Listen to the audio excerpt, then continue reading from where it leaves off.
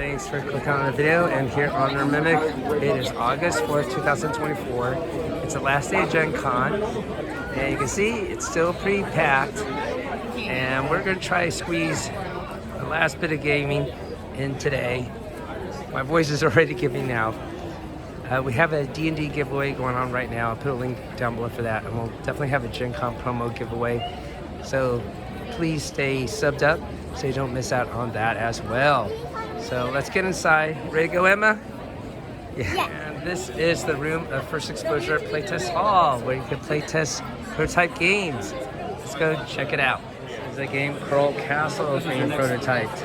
Let's see some of the components here.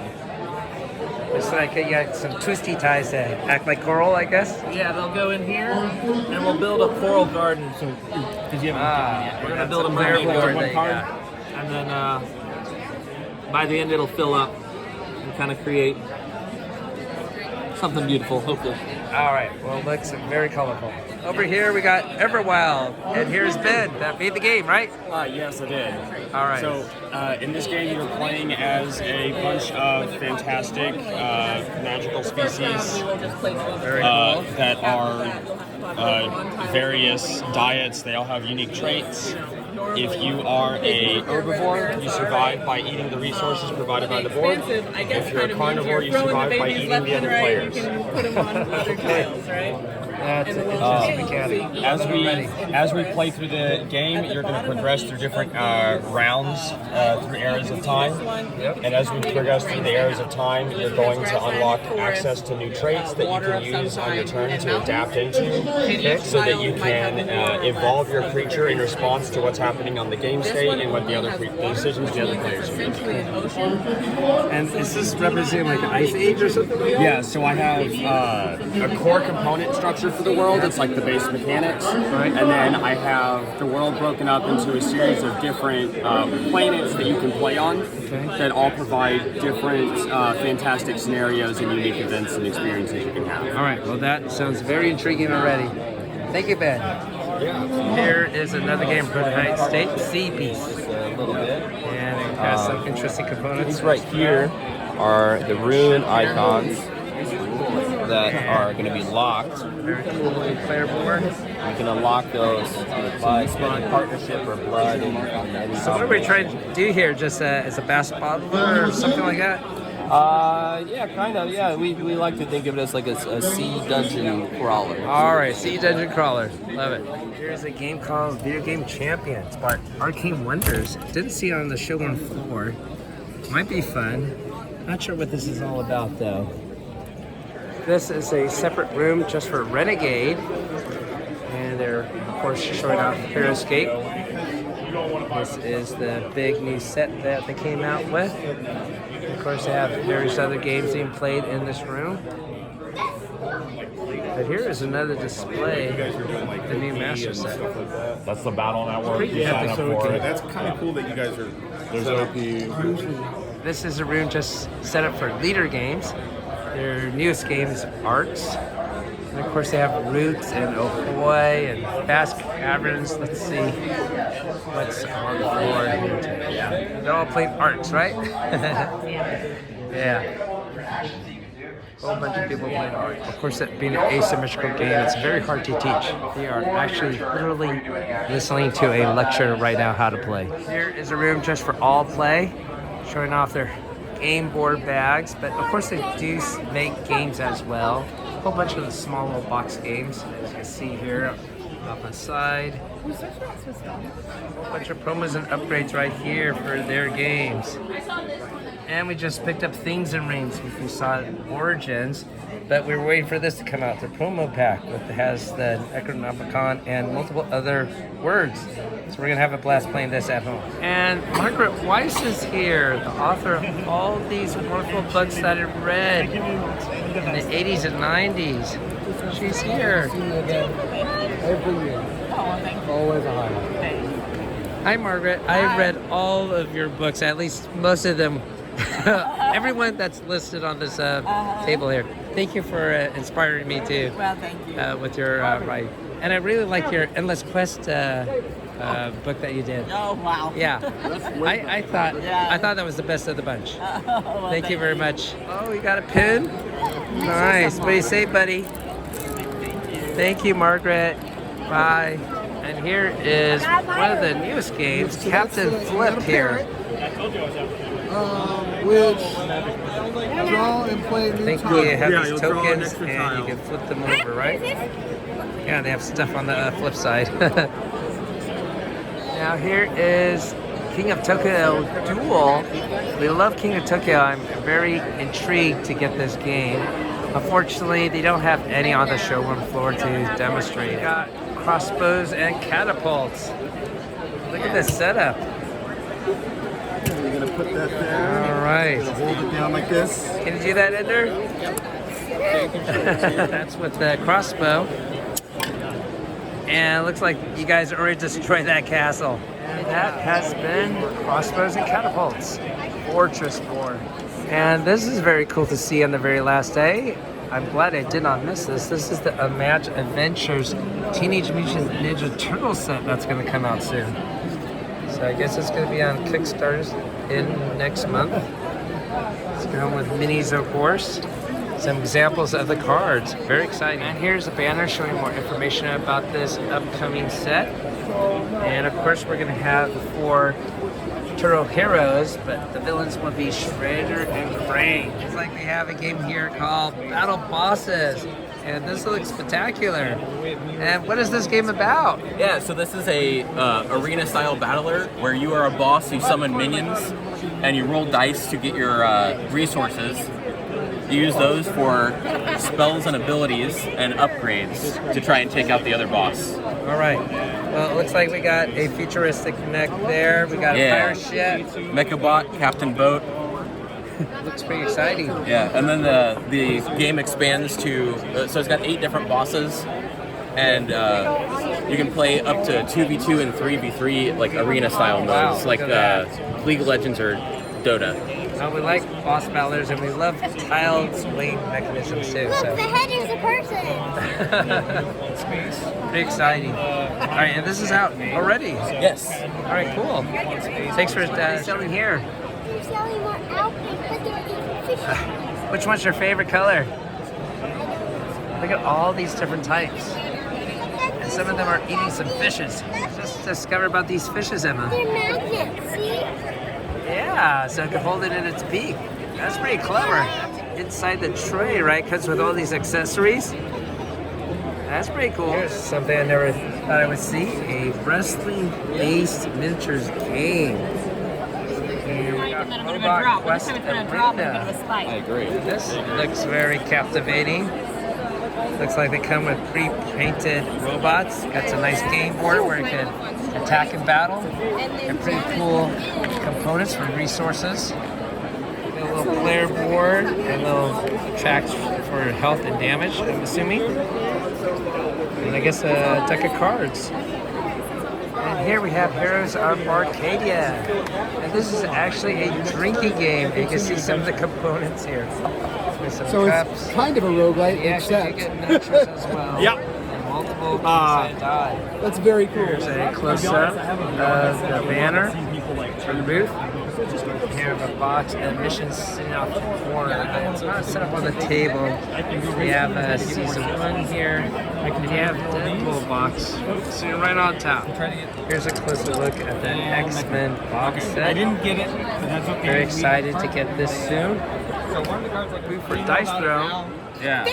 And they have metal dice that you can get. $25 per character. But also more interesting, they have these metal dice that you use to randomize what character you want to play. Season 1, Season 2. And they are giving away these stickers that have an animated look to it. Pretty fun. Here is a card game based on Star Trek's Lower Decks, Buffer Time. See some of the rules, components.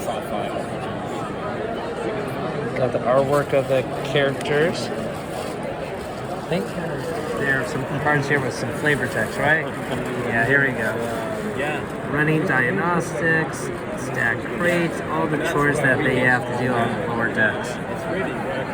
Looks like it could be fun to play. Here is a large box for Fallout Factions. This is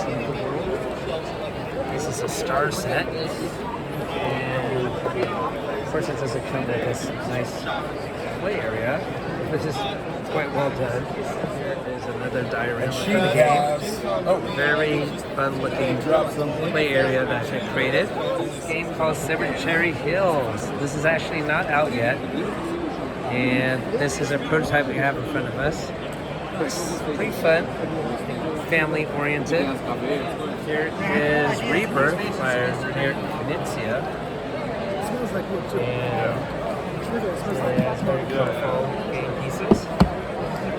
Here's the game box itself. We have a game called Bozo, which is basically Bozo spelled backwards. And it is a cyberpunk cooperative dungeon crawler. You can see some of the game components here. It's not out yet. They're getting ready to do their crowdfunding on GameFound soon. Here's the QR code if you need it. And we have some of the prototypes set out here so people play. Way to do what you want. So it's very exciting, especially with the player boards. The artwork looks fantastic. And this is for the Heroes Out. It looks like they're coming out with a digital version of this. That will take it very easy. Yeah, this is the demo essentially. That's the very colorful artwork.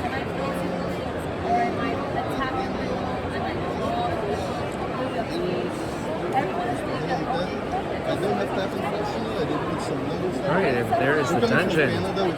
Looks like depicted in a 3D manner. Guess how much my bank loves me being in this country using my credit card. Because the answer is no. Sometimes it says Now we know next. We have the cards up top. It's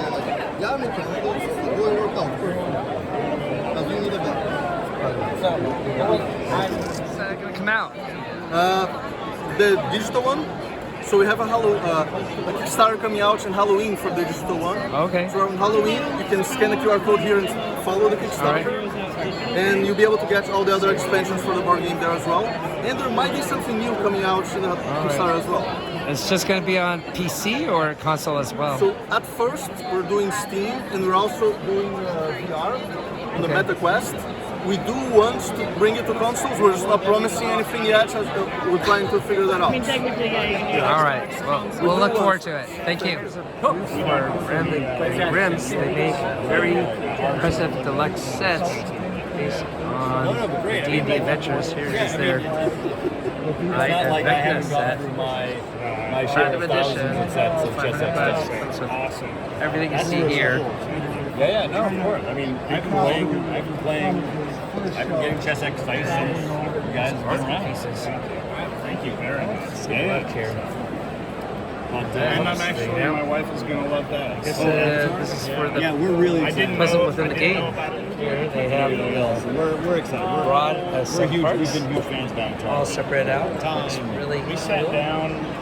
Here's a look at some of the other premium editions that they make. There's a price list. It looks very spectacular. I guess these are actually encounter cards. And I guess they also make their own original adventures as well. This is for Bookworm.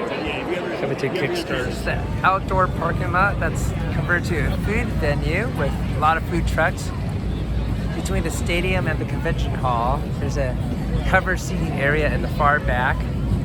Lots of food to check out for a food adventure. Burger sandwich. Hi, I'm Grover Ramsley, and this is Ogre Sandwich, my down and dirty school in a box for Ogre Cheffery. Come by and get your diploma today. It's a bit overwhelming as there's so many things to see. However, my daughter always left us paint, right? Yeah. What is that? Yeah, Tiamat. This is the Super 7 gigantic Tiamat. Super 7? But Yeah, that's the brand that makes it. It was just a picture before, but now they actually have the model here on the showroom floor. It's humongous. I think it retails for $300. I want to put something in the mouth. You probably could. So we'll probably get one of these for the house. I think it is pretty cool. You can see how it compares to Sheila here.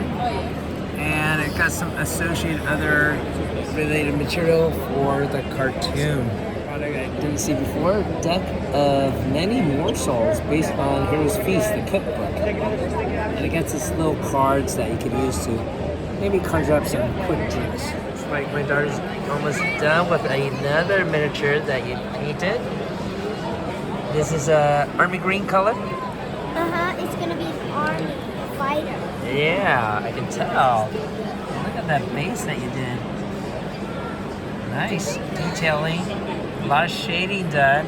That's pretty good for a half an hour of work. But I didn't even do a wash yet. You didn't even do a wash yet. Well, that's the beauty of it, having contrast paints. Now, we'll take them home and put varnish on all of them that you did, okay? So when you paint these minis, there's actually no limit. At Origins, you only can paint one, and then they tag your badge. But here, you can do it as many times as you want, courtesy of Citadel Colors. This here is Orphan, which has been out and quite popular. But here are the minis, painted all up. Very fantastic looking. I guess I'll definitely make sure I'm going to come back through after I drop. And more down below here. Very cool to check out. Here is the cube game. And then once... Looks very interesting. And I can go all the way. Yeah, once you're out, Probably an abstract puzzle of some sort. You can move all the way. It's a booth for a miniature market where they sell games and usually heavily discounted in their booth, as you can see here by some of the prices. And just wait until the last hour of the show. I'm sure they'll be even discounted more heavily, so they don't have to bring anything back. Normal free-for-all. It's only $2. And here we have Jonathan Hallett, who does artwork for Stitch. And look at all this wonderful Stitch themed, I guess, variants in the multiverse, right? Yeah. Emma, do you have a favorite? You took over all the Yeah. You like the Zelda one, buddy? That is pretty cool. Here is the booth for Aries Games. And they're showing off a couple of things. We have Barbarian Kingdoms, which we saw at Origins. We have Alpay, another game. Looks like. We got That's okay. War of the Rings, the card game.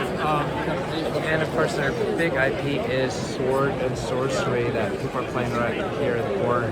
Here's a closer look at their Abyssal Legends set, which includes the miniatures above here. It's quite large and fantastic looking. We have Robinson Crusoe, the collector's edition. So what makes this the collector's edition, by the way? The collector's edition comes with a box insert that holds all the components nice, miniatures, which have never been in the game before, and a quick start scenario that teaches you how to play the game, get you up to speed really quickly. All right, well, that looks cool. And these are the other components, probably in the standard edition as well, I'm assuming. Yeah, these are just discs, wooden discs in the standard condition. So. This here is a book of adventure for the game, and sold separately. It has 45 adventures, and the box set itself just comes with 7 scenarios to play with. So we are in the Lorcana room, and we are going to learn how to play. Okay, so Lorcana is a game where you are trying to using different characters and different items. You're trying to get to 20 lore. Okay. If the person who gets to 20 lore is the one who wins. So on your turn, you have a set of different types of cards here. Specifically, the ones that have a broadly gold ink symbol, and then a not ink symbol. So ink is what you use to play your cards. So on your turn, you're able to choose a card in your hand that has the ink symbol, and you place it face down, and that becomes part of your ink pool, which is what you use to pay for the cost of the other cards in your hand. So each ink card gives you 1 ink, and you exert it in order to pay the cost, which is the number inside of the symbol. Right. When you first play a character, it is called. It has the ink is still wet, so you can't do any of its. You can't challenge other characters, and you can't quest, which is how you get lore. You quest via. You get that much lore each time. So some characters have larger amounts of lore. Let me see if I can find one. Like this one here, will have you'll get 2 lore each time you quest. So you have to wait a turn for the character to dry, for the ink to dry, and at that point you can start either challenging or questing with the character. Challenging is that. Since you're going against your opponent and you're both trying to reach 20 lore, you can try to slow them down by challenging their characters and dealing damage to the characters in hopes to banish the characters so that they won't be able to do as fast as you're doing. Okay. So the way that a challenge would work is that the character has to be exerted, so they have to have either at one point in time either quested or challenged themselves, and then at that point you can choose on your turn. You can say that you're going to challenge, and then you exert the card, and then you compare strength and willpower.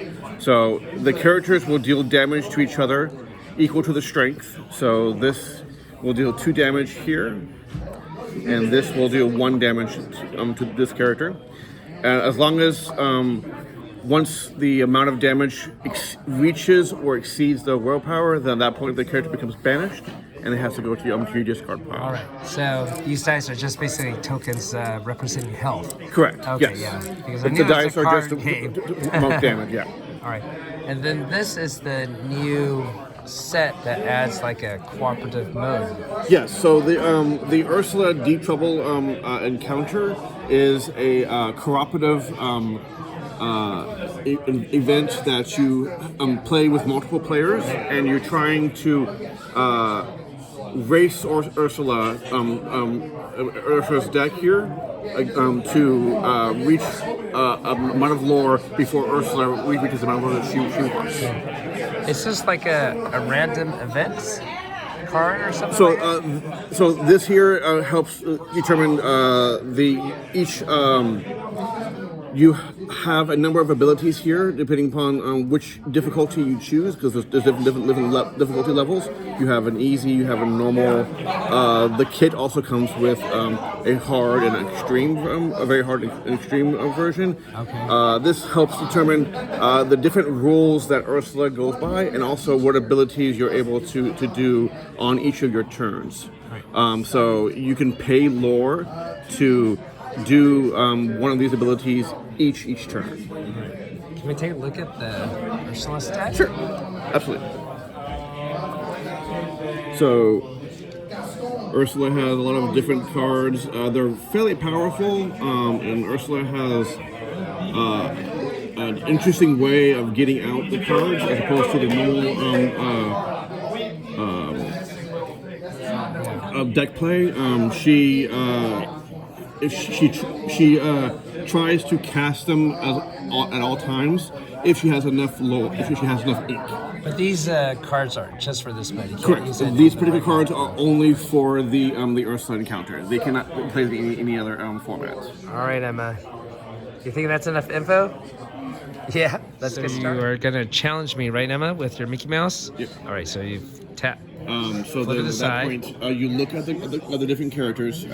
They each have a strength and a willpower.